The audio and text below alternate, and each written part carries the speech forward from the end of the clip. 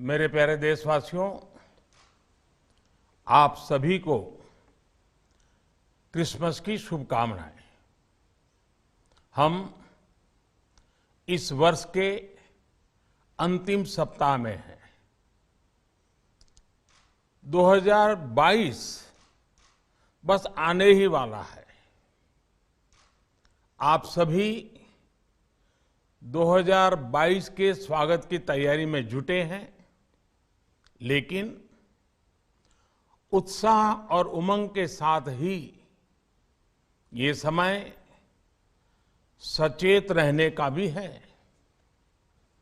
आज दुनिया के कई देशों में कोरोना के नए वेरिएंट ओमिक्रॉन की वजह से संक्रमण बढ़ रहा है।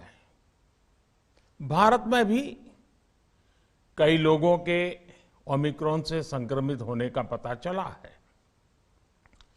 मैं आप सभी से आग्रह करूंगा कि पैनिक न करें। हां, सावधान रहें, सतर्क रहें, मास्क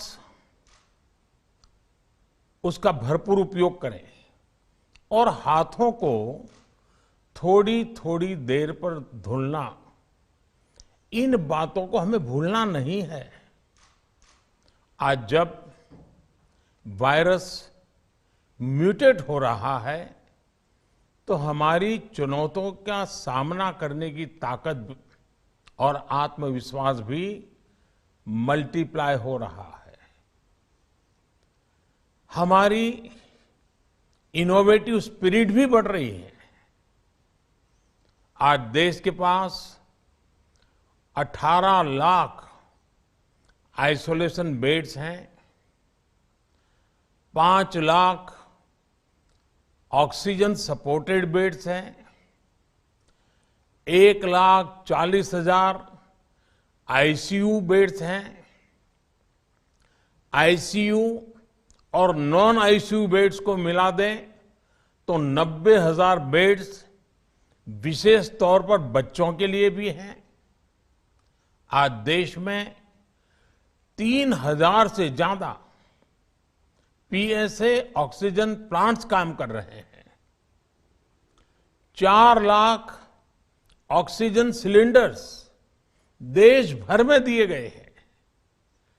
राज्यों को जरूरी दवाओं की बफर डोज तैयार करने में सहायता की जा रही है। उन्हें पर्याप्त टेस्टिंग किट्स भी मुहैया कराई जा रही है। साथियों, कोरोना वैश्विक महामारी से लड़ाई का अब तक का अनुभव यही बताता है कि व्यक्तिगत स्तर पर सभी दिशा निर्देशों का पालन कोरोना से मुकाबले का बहुत बड़ा हथियार है। और दूसरा हथियार है वैक्सीनेशन।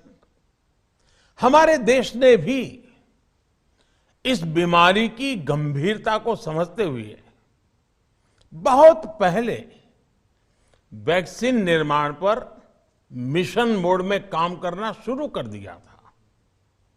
वैक्सीन पर रिसर्च के साथ साथ ही approval processes, supply chain, distribution, training, IT support system, certification पर भी हमने निरंतर काम किया।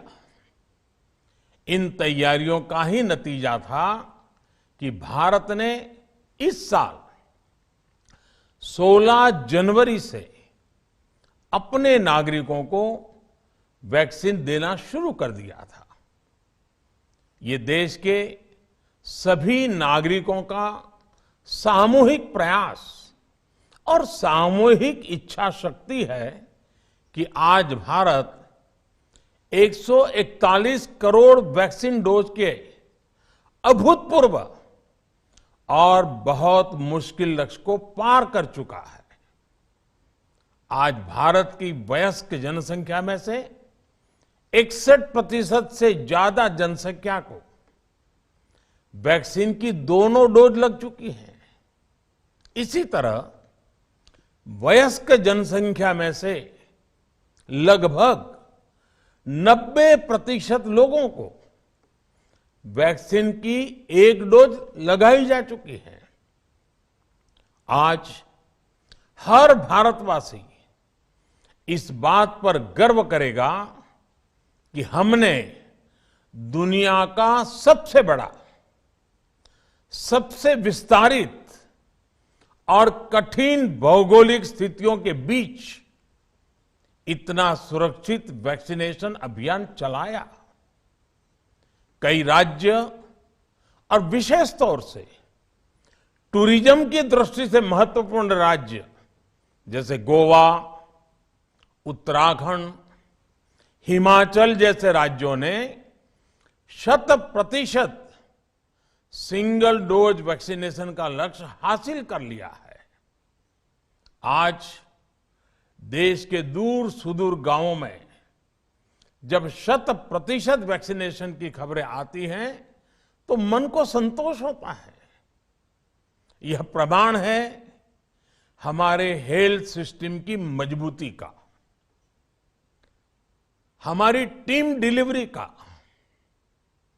हमारे हेल्थ केयर वर्कर्स के डेडिकेशन और कमिटमेंट का, और देश के सामान्य मानवी के अनुशासन और विज्ञान में उनके विश्वास का। हमारे देश में जल्दी ही नेजल वैक्सीन और दुनिया की पहली डीएनए वैक्सीन भी शुरू होगी। साथियों, कोरोना के खिलाफ भारत की लड़ाई शुरू से ही वैज्ञानिक सिद्धांतों, वैज्ञानिक परामर्श और वैज्ञानिक पद्धति पर आधारित रही है। पिछले 11 महीने से देश में वैक्सीनेशन अभियान चल रहा है। देशवासी इसके लाभ भी महसूस कर रहे हैं। उनकी रोजमर्रा की जिंदगी सामान्य हो रही है। आर्थिक गतिविधियां भी दुनिया के कई देशों की तुलना में उत्साहजनक रही हैं। लेकिन साथियों, हम सभी जानते हैं कि कोरोना अभी गया नहीं है। ऐसे में सतर्कता बहुत जरूरी है। देश को सुरक्षित रखने के लिए, देशवासियों को सुरक्षित रखने के लिए हमने निरंतर काम किया है। जब वैक्सीनेशन शुरू हुआ तो उसमें भी वैज्ञानिक सुझावों के आधार पर ही ये तय किया गया कि पहली डोज किसे देना शुरू किया जाए, पहली और दूसरी डोज में कितना अंतराल हो, स्वस्थ लोगों को कब वैक्सीन लगे, जिन्हें कोरोना हो चुका है उन्हें कब वैक्सीन लगे, और जो कोमॉर्बिडिटी से ग्रस्त हैं उन्हें कब वैक्सीन लगे। ऐसे निर्णय लगातार किए गए और ये परिस्थितियों को संभालने में काफी मददगार भी साबित हुए हैं। भारत ने अपनी स्थिति परिस्थिति के अनुसार भारत के वैज्ञानिकों के सुझाव पर ही अपने निर्णय लिए हैं। वर्तमान में ओमिक्रॉन की चर्चा जोरों पर चल रही है। विश्व में इसके अनुभव भी अलग अलग है, अनुमान भी अलग अलग है। भारत के वैज्ञानिक भी इस पर पूरी बारीकी से नजर रखे हुए हैं, इस पर काम कर रहे हैं। हमारे वैक्सीनेशन को आज जब 11 महीने पूरे हो चुके हैं तो सारी चीजों का वैज्ञानिकों ने जो अध्ययन किया है और विश्व भर के अनुभवों को देखते हुए आज कुछ निर्णय लिए गए हैं। आज अटल जी का जन्मदिन भी है, क्रिसमस का त्योहार भी है, तो मुझे लगा कि इस निर्णय को आप सबके साथ साझा करना चाहिए। साथियों, 15 साल से 18 साल की आयु के बीच के जो बच्चे हैं, अब उनके लिए देश में वैक्सीनेशन प्रारंभ होगा। 2022 में 3 जनवरी को सोमवार के दिन से इसकी शुरुआत की जाएगी। ये फैसला कोरोना के खिलाफ देश की लड़ाई को तो मजबूत करेगा ही, स्कूल कॉलेजों में जा रहे हमारे बच्चों की और उनके माता पिता की चिंता भी कम करेगा। साथियों, हम सबका अनुभव है कि जो कोरोना वॉरियर्स हैं, हेल्थ केयर और फ्रंटलाइन वर्कर्स हैं, इस लड़ाई में देश को सुरक्षित रखने में उनका बहुत बड़ा योगदान है। वो आज भी कोरोना के मरीजों की सेवा में अपना बहुत समय बिताते हैं। इसलिए प्रिकॉशन की दृष्टि से सरकार ने निर्णय लिया है कि हेल्थ केयर और फ्रंटलाइन वर्कर्स को वैक्सीन की प्रिकॉशन डोज भी प्रारंभ की जाए। इसकी शुरुआत 2022 में 10 जनवरी सोमवार के दिन से की जाएगी। साथियों, कोरोना वैक्सीन का अब तक का ये भी अनुभव है कि जो अधिक आयु वाले हैं और पहले से ही किसी न किसी गंभीर बीमारी से पीड़ित है, उन्हें प्रिकॉशन लेना सलाह योग्य है। इसको ध्यान में रखते हुए 60 वर्ष से ऊपर की आयु के कोमॉर्बिडिटी वाले नागरिकों को उनके डॉक्टर की सलाह पर वैक्सीन की प्रिकॉशन डोज का विकल्प उनके लिए उपलब्ध होगा। ये भी 10 जनवरी से प्रारंभ होगा। साथियों, मेरा एक आग्रह है कि अफवाह, भ्रम और डर पैदा करने के जो प्रयास चल रहे हैं, उनसे बचना चाहिए।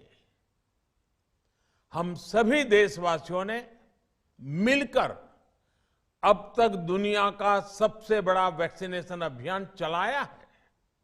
आने वाले समय में हमें इसको और गति देनी है और विस्तार देना है। हम सभी के प्रयास ही कोरोना के खिलाफ इस लड़ाई में देश को मजबूत करेंगे। आप सबका बहुत बहुत धन्यवाद।